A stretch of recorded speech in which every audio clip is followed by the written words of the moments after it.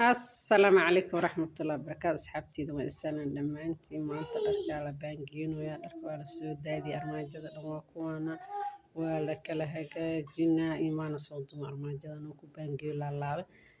laakiin waan soo diyaariyey waa kana sidan qurux badan oo soo baangeystay oo soo diyaarsaday ujeedin unsigeygan ku qabsaday maasha Allah carafta lagama sheekay karan ku dhaw quruxda dharka waabe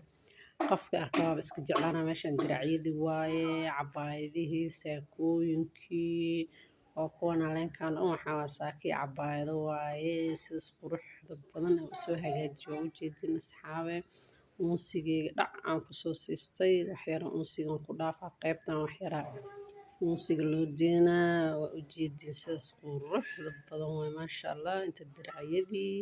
masaradii madaxan ku xirnaa diracyada loogu talagalay in lagu xirto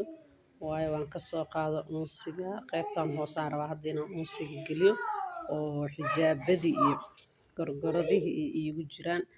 saatana hadda xaabta xijaabadan soo geli maasha Allah kasaa carafta kama sheekay kartid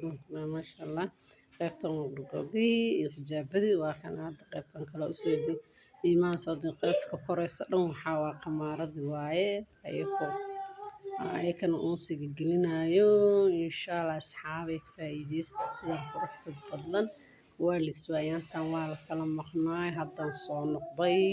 youtube-ki dhan waa biloobay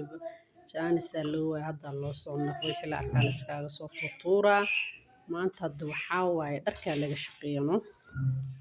maanta dharka waxaa la armaajada ayaantan waa biloobay hala kala hagaajiya hala kala baabankiya kaasa sidaas quruxda badan gabdha kasta ka faa'iideysto unsiga waxaa aad u caraf badan unsi laga sheekay karnaa gabar kasta unsigeeda u dheeraado